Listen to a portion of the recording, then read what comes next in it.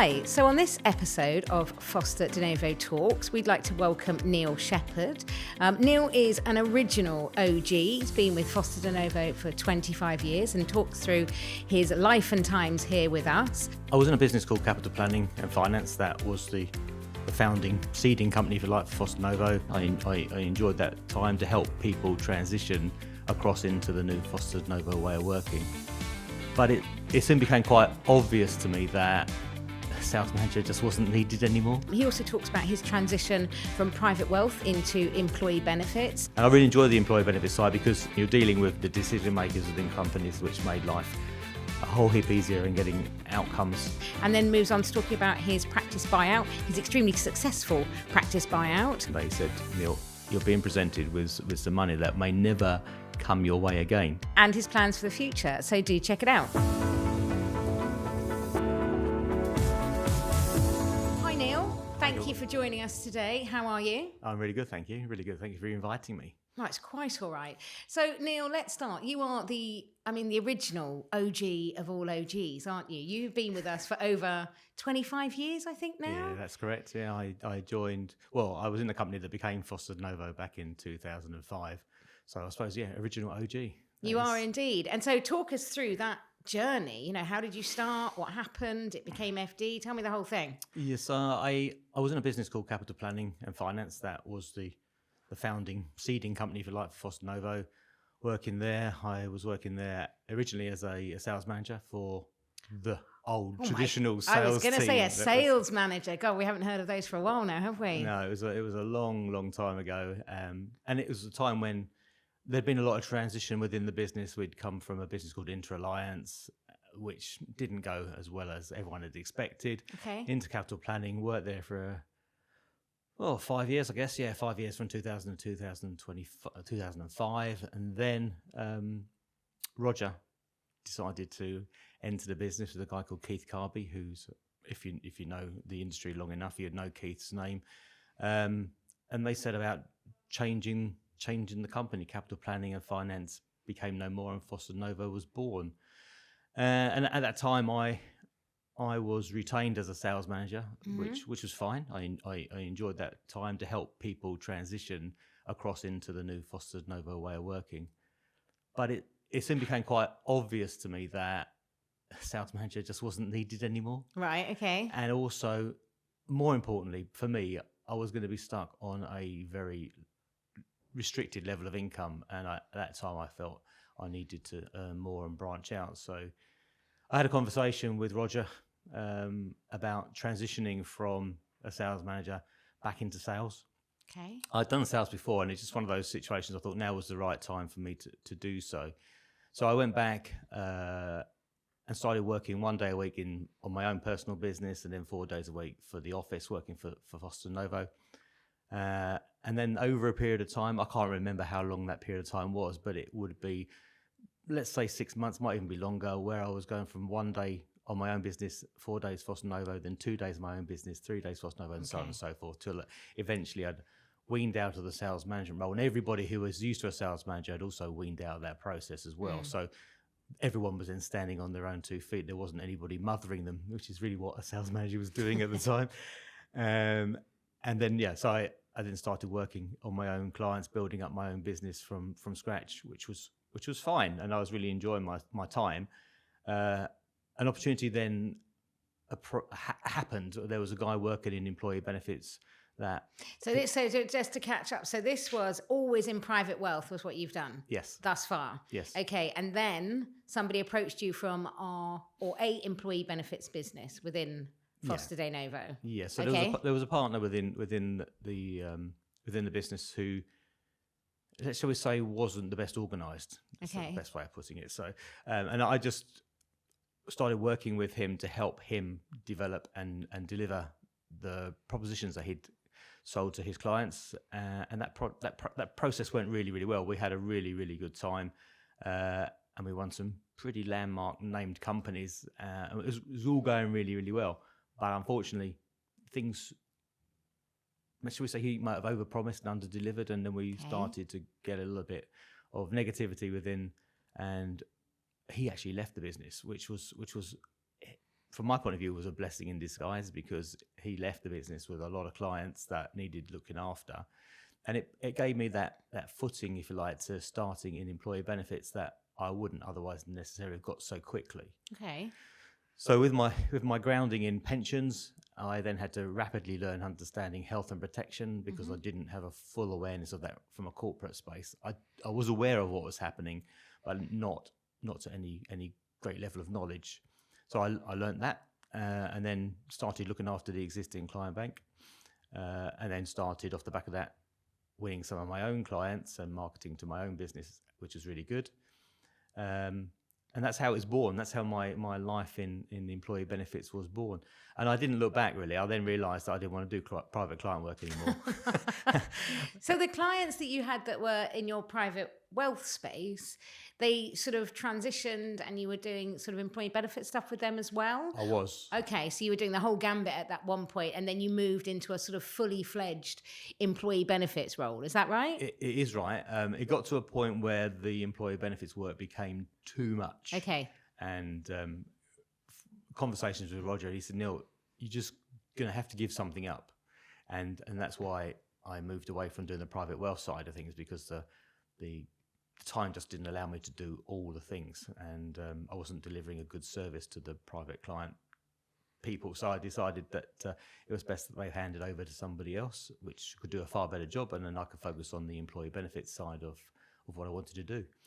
And I really enjoy the employee benefits side, because it's a 9 to 5 work. It only Monday to Fridays. There was no evenings. It was just, and you're dealing with the decision makers within companies, which made life a whole heap easier in getting outcomes. And I just enjoyed spending the company's money rather than individuals. So that's why I got into it. After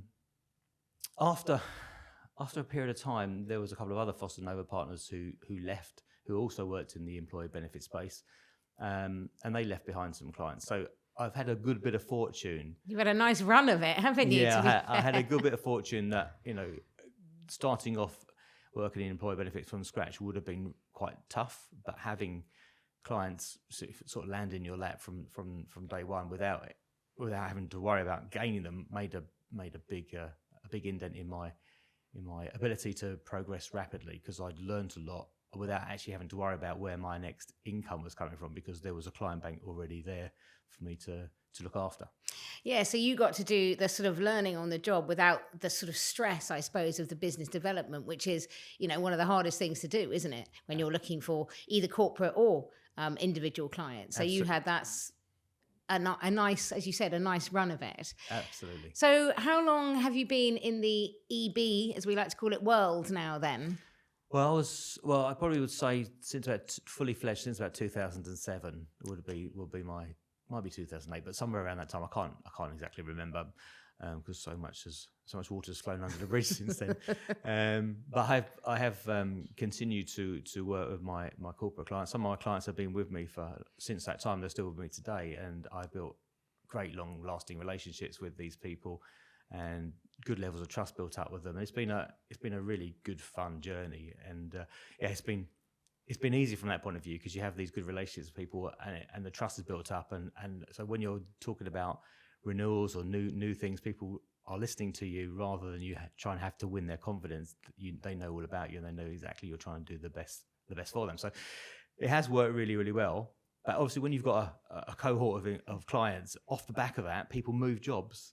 Yeah. And then if you've got a good relationship with that person, then the first person they're going to turn to if they need help is the person they dealt with before. So I've built my business off of recommendations and referrals from my existing client bank, and fortunately have never had to do any cold calling or cold pitching. My whole business has been built on referrals and recommendations from people that I've known, which is good. Well, it's as we all know, it's the best way to do it, right? And you're walking into an open door, aren't you, basically? So everyone loves to have that. So what's happened more recently then? Tell us about your journey in the last couple of years. Yeah, so that was an interesting one. So I won't use the word bumbling. I was plodding.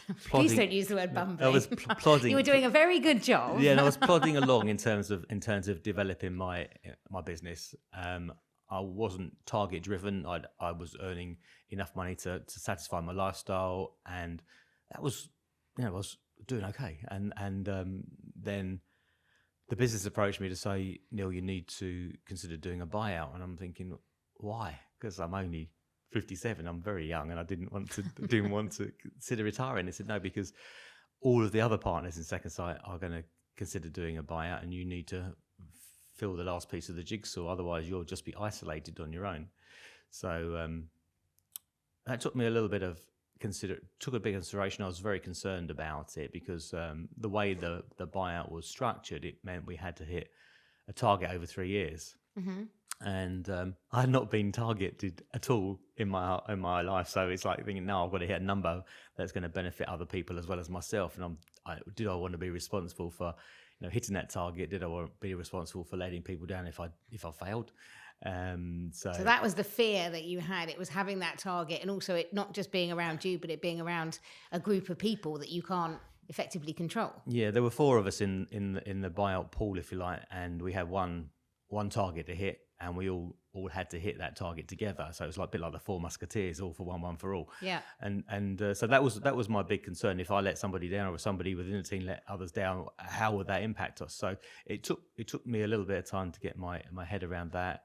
I spoke to a couple of people, close friends of mine outside the business, and they said, Neil, you're being presented with some money that may never come your way again.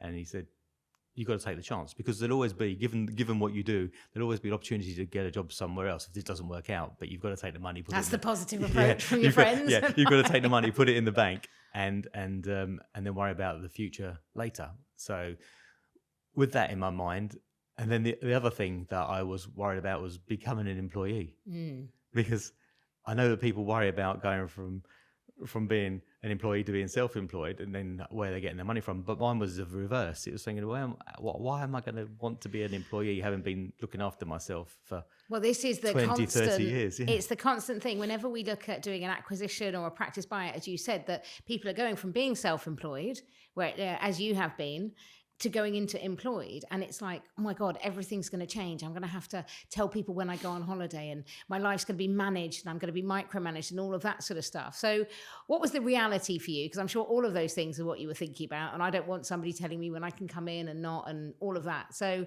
how was the reality?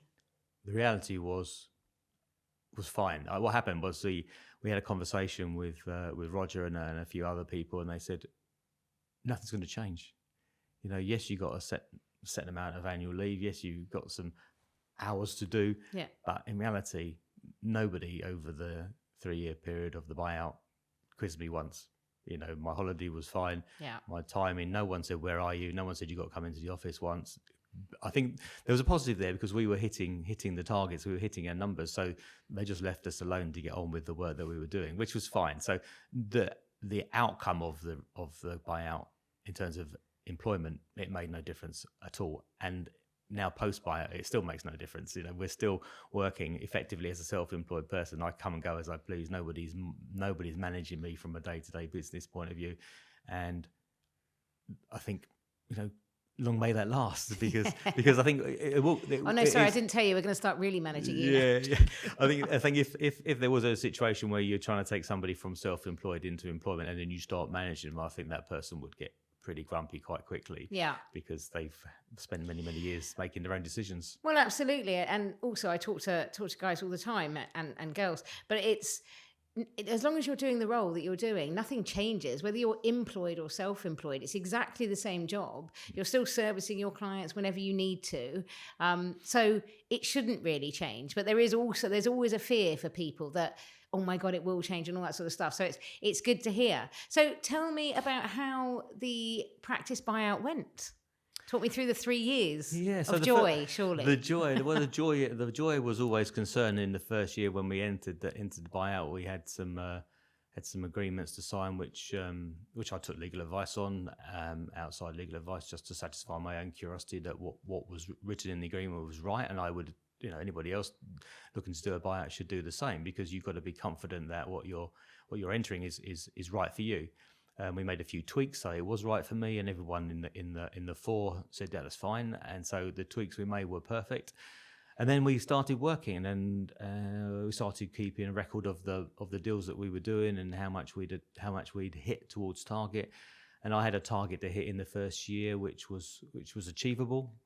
But I had a really good year in my first year, and I took on. What does a really good year mean? I took on 13 new customers, new clients, as in companies in that first year period, and I hit my 3-year buyout target in the first year. Oh, lovely! So I was done and dusted at the end of year 1, which was amazing. So going into year 2, yes, we worked really hard to get there, but going into year 2, knowing that you'd hit your 3-year target meant I could relax a whole lot. And I was being really focused. I was really worried about hitting that first year target, so I just went all in, and a few things fell into place, and I was lucky. You keep saying you're lucky, but there's definitely things you're doing. Because there is luck involved in things, timing of things happening, and people saying yes at the right time. But doing the work and delivering what the clients want to do. And I always say to my clients, and it sounds a bit naive and naff, I suppose, but my clients are really important to me. I really care about them, and it's not just the fact that we're delivering a service for them, but they are important. And so I don't want to lose any clients. And if somebody goes away and I'm thinking, what have I done wrong, or what have we done? What have I done wrong? So it's making sure that everyone's on board, and everyone works and is continuing to work with me on the journey.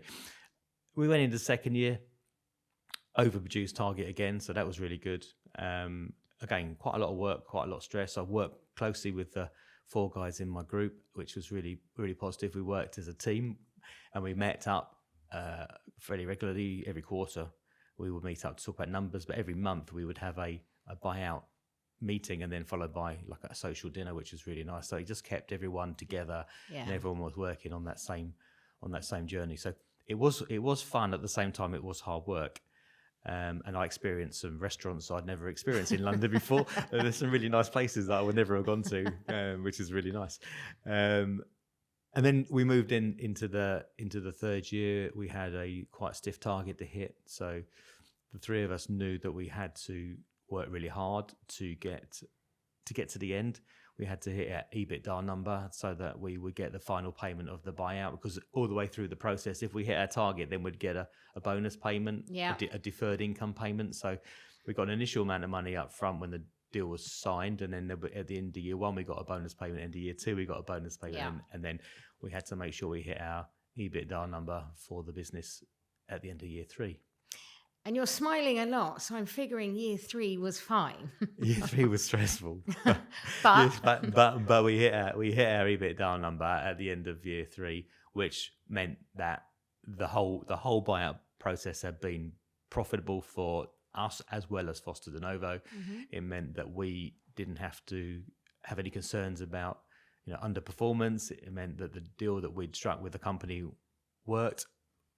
And some might say we managed it really well because we only went £5,000 over the target, but that was fine as long as it was in a positive number. That's all that mattered. So we hit target. We made it, and the money was paid into our bank on the day that it was agreed it would be paid in. And that's one thing that's quite important in the contract. There's a date set when the money has to be in the bank, and every time the payment was made, it was in the bank on the day that was specified in the contract. There was never any late payments. It was done on time, and it was fine, perfect. So they're good, the trust, and everyone doing what they should be doing, basically. Yes. So that finished at the end of January, didn't it? This year. Yeah, So what now? So we had a little break just to recharge the batteries. That's fine. So we had some time out just to recharge, and now the people who were in the buyout, part of 4, are now included in the new sales team going forward. So what's happening for me is I am focusing more on sales rather than on looking after my clients. The reason being is that I'm 60 now, and there's going to come a point where I will step away. I think there's some life to live, there's some fun to have. I've got family overseas, and I need to go and visit them a lot more. And so I'm in the sales team.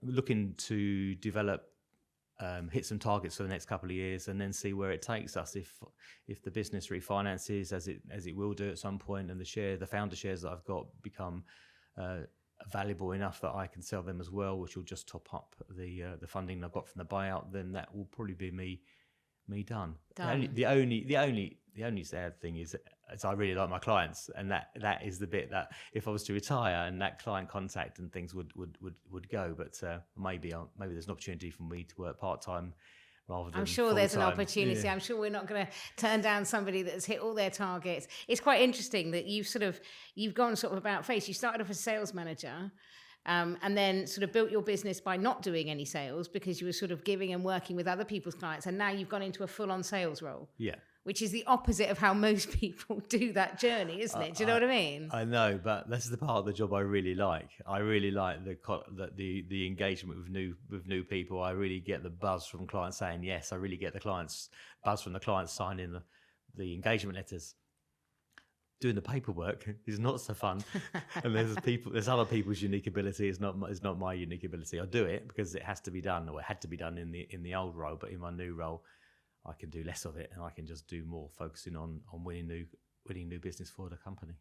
So is it fair to say that you're quite excited about being in this new sort of sales acquisition team, as I think we're calling it? Does it show? Yeah, you do seem quite excited by it. It's nice to see. I am. Because very often people can go from finishing a practice buyout and then sort of sailing off into the sunset, can't they, basically? But you guys have all chosen, all four of you, to stay, create this new team, and there's quite a buzz. Yeah, I think it's also a little bit of responsibility as well, because we're on this journey where we are looking to, from a business point of view, make sure the business can get to this ideal share price, and if everyone involved in that process can help achieve that ideal share price, then that's brilliant. Yes, it will give us a little bit more income in our pockets, but at the same time, it's a goal that everyone's sort of been talking about for many years, and so it would be nice to finish that journey off. Also, if I was to retire now, what would I do with my time? You know, I'd have no one to talk to. I don't know, my wife and stuff would be fine. I was going to say, God, I hope she doesn't watch this. But you know, there's so many people you talk to in work that otherwise, and people always talk about retirement as being quite a lonely place if you haven't got the right group of people around you. And so it's too early for me to stop working. So I'm not going to stop working yet, and that's why I'm quite excited to carry on doing. Well, I think we should end it there immediately. We heard it here first. Neal is not stopping work, and that's great. Well, thank you very much. You're welcome.